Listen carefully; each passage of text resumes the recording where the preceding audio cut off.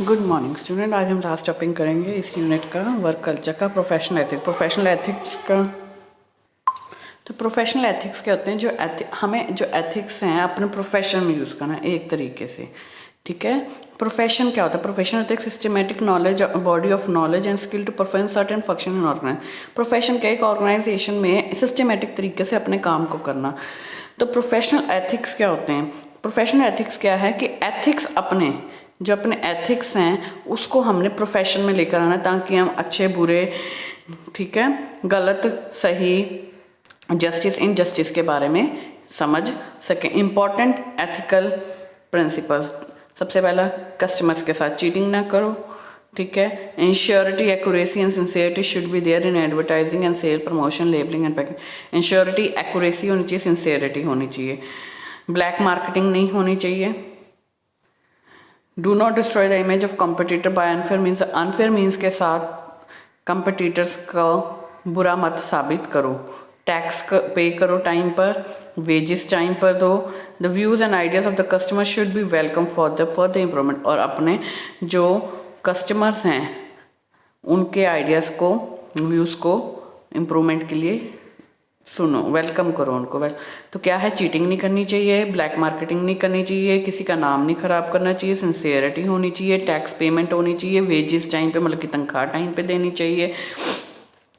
ठीक है, और जो अपने कस्टमर्स हैं उनके व्यूज़ और आइडियाज़ लेने चाहिए फर्दर इंप्रूवमेंट के लिए। Need of professional ethics, professional ethics की नीड क्यों है? Welfare of the society. Professional ethics इसलिए ज़रूरी है ताकि हमें ये पता हो कि हमारी सर्विस कैसी होनी चाहिए।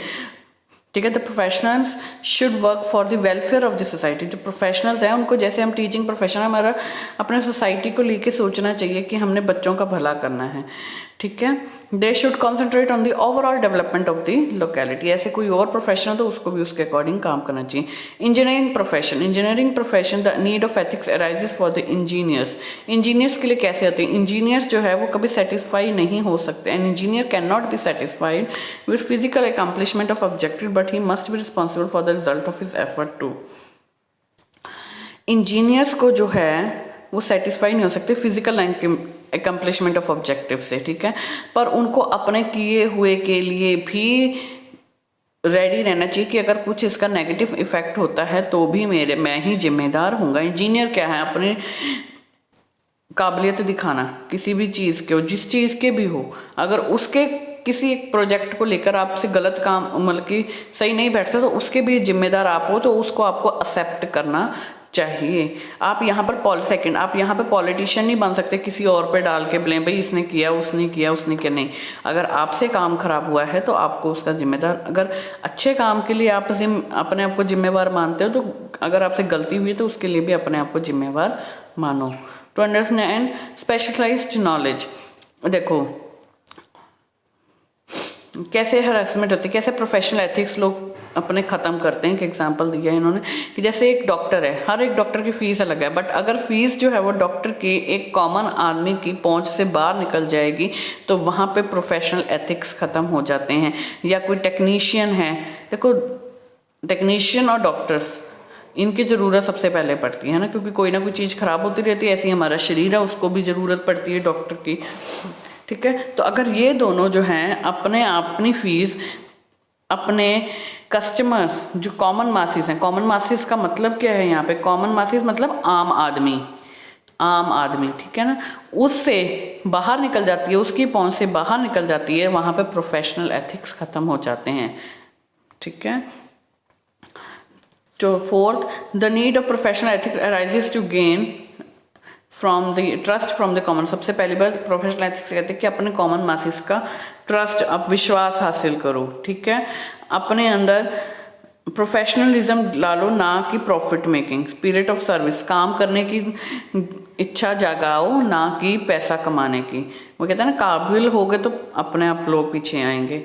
वर्क फॉर द वेलफेयर, वही वैसे सर्विस की, फिर सोसाइटी की वेलबींग के लिए पहले सोचना चाहिए। अगर आप एक डॉक्टर तो आपको पहले सोसाइटी का सोचो कि मैंने सोसाइटी का भला करना है। जैसे आजकल कोरोना है, अगर जैसे कई हॉस्पिटल्स की खबर आती है ना, और कई लोग ऐसे हैं जो वॉलंटियर जाके हेल्प कर रहे हैं। दोनों चीज़ें समझ गए ना, कई हॉस्पिटल्स की कैसी नेगेटिव न्यूज़, और कई खुद जाके हेल्प कर रहे हैं विदाउट एनी प्रॉफिट। लोगों को जाके खाना दे रहे हैं, उनकी सर्विस कर रहे हैं, उनको हेल्प, सर्विस मतलब उनकी सेवा कर रहे हैं। तो ये प्रोफेशनल एथिक्स ये होता है कि अपने आप उठ के जाओ, है ना। To remove the tension and fear of being cheated by the professional, और उनके दिमाग से ये निकाल दो कि आप कोई आपको चीटिंग करेगा, क्योंकि कहते हैं ना एक मछली भी सारे तालाब को गंदा कर देती है।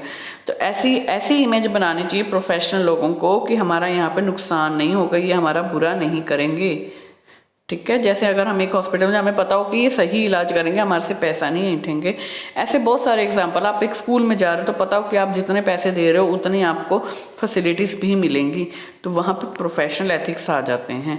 और जहाँ पर ये चीज़ें ख़त्म हो जाती हैं वहाँ उनका जो कॉमन पीपल है, कॉमन मास मतलब कि जो आम आदमी है, उसका विश्वास उठना शुरू हो जाता है।